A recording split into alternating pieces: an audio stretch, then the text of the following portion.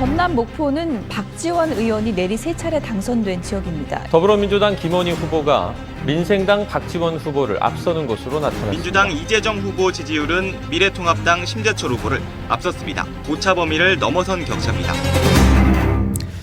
오늘 첫 순서는 권영철의 Y뉴스로 시작합니다. 권영철 대기자 어서 오십시오. 안녕하십니까. 예, 국회의원 선거가 5일 앞으로 다가온 오늘 네.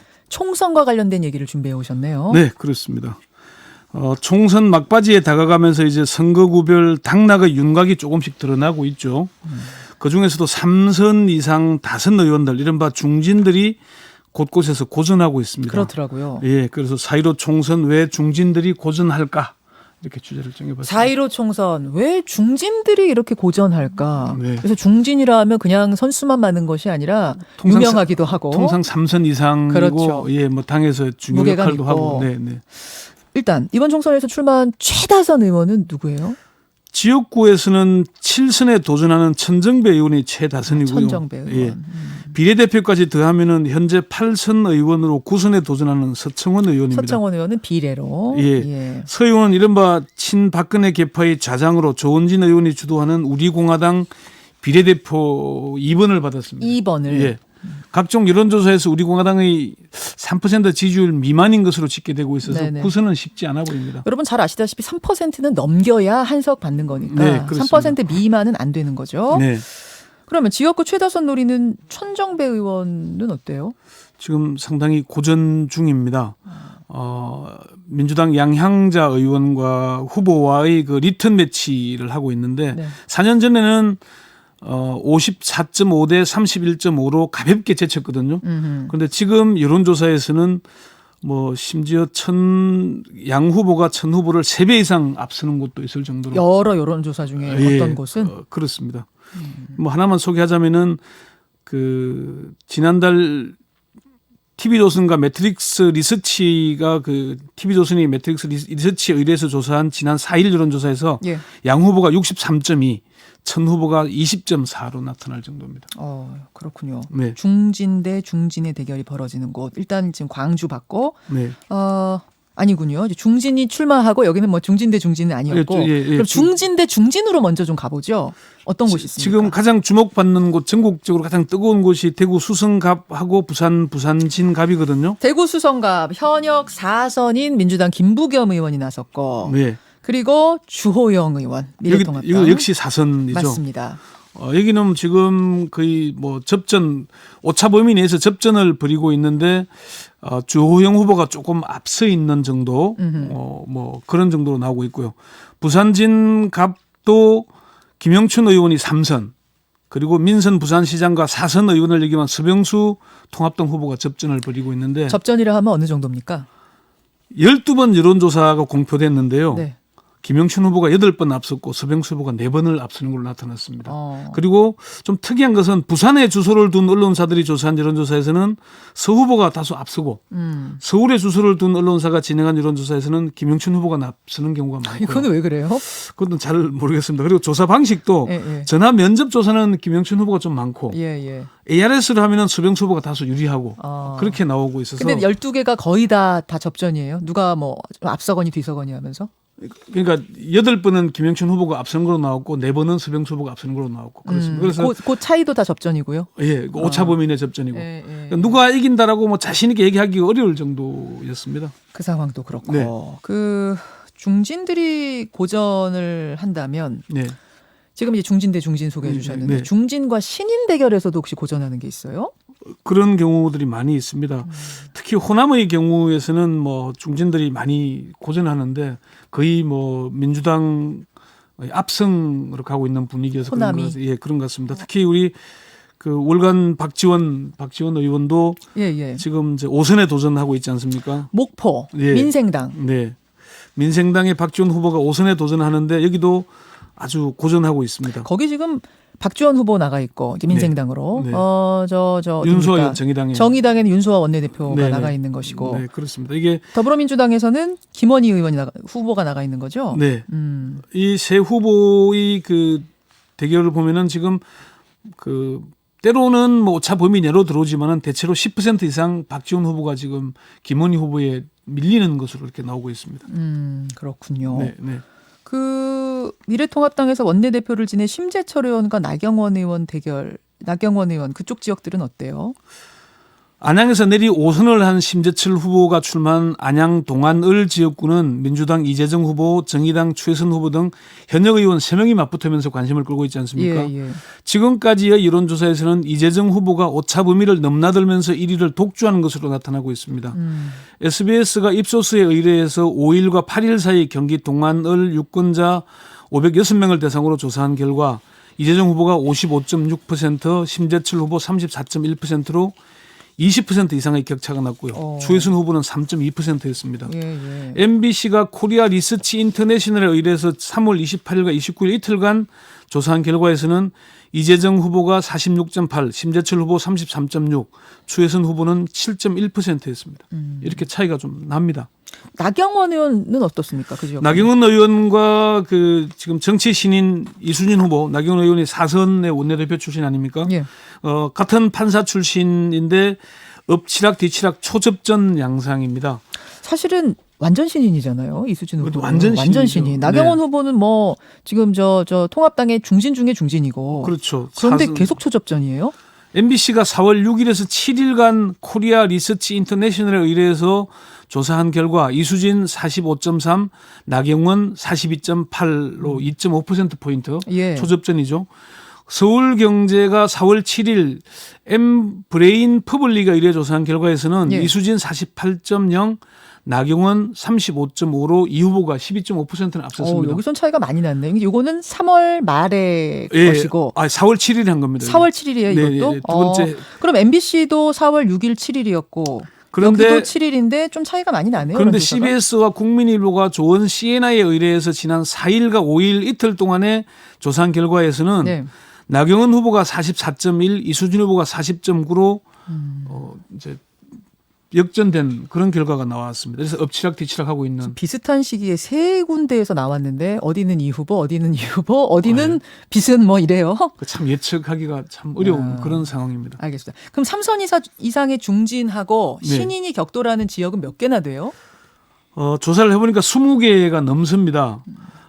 그 서울이 5곳, 경기가 7곳이나 되는데요. 서울 용산에 그서는 서울 행정부시장 출신인 민주당 강태웅 후보, 정치 예. 신인이죠. 예. 그리고 그 3선의 주중대사를 지낸 통합당 권영세 후보가 맞붙고 있는데 이 지역은 선거운동 기간 동안 언론사에서 한 차례도 여론조사를 하지 않고 있어요. 사실 여러분 여론조사를 언론사들이 다 하는 게 아니에요. 네. 서울 지역 한 40여 개 지역 중에서도 언론사에서 하는 곳이 9개 정도밖에 안 되더라고요. 뭐 종로하고 특히 관심 가는 몇 군데만 하고 이곳은 있죠. 안 하는 곳이군요. 그래서 판세를 참 읽기가 어려운 지역입니다. 오늘 권영세 후보는 영등포에서 계속 3선을 했고요. 예. 근데 그 강태형 후보는 용산 출신입니다. 토박입니다. 그래서 이제 그런 격돌이 있고 서울 동대문 을에서는 신인인 민주당 장경태 후보가 3선인 통합당 이혜훈 후보 그리고 현역 지역구 의원인 민병두 후보가 붙었는데 민 후보가 어제 저녁 사전 투표를 앞두고 사퇴를 했습니다. 민병두 후보가 여러분 사퇴했습니다. 어제 사퇴를 했습니다. 이렇게 네. 되면 무소속 민병두 후보가 민주당 후보를 지지하면서 지금 사퇴를 했기 때문에 네. 여기 장경태 후보와 이혜훈 후보 대결에선 장경태 후보가 훨씬 좀 유리한 고지로 가는 분위기네요. 그렇죠. 3자 대결에서는 그 오차 범위 내의 접전이었는데 네네. 이제 그 양상이 어떻게 될지는 이제 좀 지켜봐야 될 것 같고요. 서울 구로울은 민주당 문재인 대통령의 복심으로 불리는 민주당 윤건영 후보, 예. 양천을에서 3선을 한 뒤에 구로울로 전략 공천된 통합당 김용태 후보가 접전을 벌이고 있는데 여기는 여론조사 결과 있죠. 예, 여기는 여러 개가 있는데 대체로 뭐 오차범위 바뀌거나 아니면 국민일보 CBS가 조사한 데서는 오차범위 안에서 이렇게 격돌을 벌이고 있습니다. 뭐 서울 강남 갑의 그 4선 출신인 민주당 김성공 후보 그리고 탈북자 출신인 태용호 후보, 태구민 후보의 접전은 태구민 후보가 상당히 많이 앞서는 걸로 나오고 있어서 여기는 좀 더 지켜봐야 될 것 같습니다. 경기도 쪽으로 가보죠. 경기도. 성남시 중원구는 문재인 정부 초대 국민소통수석을 지낸 그 민주당 윤영찬 후보와 의사 출신으로 이 지역에서 4선을 한 통합당 신상진 후보 간 격돌인데 예. 여론조사에서 윤 후보가 큰 차이로 앞서고 있는 것으로 윤영찬 조사되고 후보가. 있습니다. 네, 네. 이건 뭐 그 KBS가 한국 리서치에 의뢰해서 지난 6일과 8일 사이에 조사한 여론조사에서 윤영찬 후보가 52.2, 신상진 후보가 27.7로 큰 차이가 나죠. 크네요. 네, 여기는. 그렇습니다. 네. 안산 단원을에서는 변호사 출신의 민주당 김남국 후보, 삼선의 통합당 박순자 후보가 맞붙고 있는데 네. 김 후보가 오차범위 밖에서 앞서는 것으로 이렇게 나타나고 여기도 있습니다. 여론조사가 있는데 하나만 볼까요? KBS가 한국 리서치에 의뢰해서 그 지난달 29, 30일 여론조사한 건데요. 예. 김 후보가 49.0, 그 박 후보가 35.8로 큰 차이가 좀 여기도 납니다. 차이가 네. 큰 상황. 네. 아, 다른 지역 뭐 지금 중진과 신이 붙은 곳을 다 볼 수는 없을 테고 네, 부산 지금 사하을 하나 보죠, 여기. 여기는 사선의 통합당 조경태 후보와 신인인 이상호 후보가 초접전을 벌이고 있는데 여기도 당내 여론조사 말고 외부적인 언론사 여론조사는 없습니다. 여기도 초접전이라고만 나오고 있고요. 그 지금 우리가 그래도 관심 끄는 중에 하나가 대구에서는 사선이면서 경남지사를 두 차례 이긴 홍준표 후보. 그 지역구 정말 어떻게 돼가고 있습니까? 그리고 신인인 통합당 이인선 후보가 맞붙고 있죠. 민주당 이상식 후보까지 세 후보가 나섰는데 예. 홍준표 후보가 지금 초접전 상황인데 계속 앞서고 있는. 제가 하나만 소개할게요. 제가 네. 가지고 있는 거. 네. 3월 29일 매일신문과 TBC가 소셜데이터 리서치에 의뢰해서 조사한 걸 보니까 1,017명을 대상으로 했군요. 네네.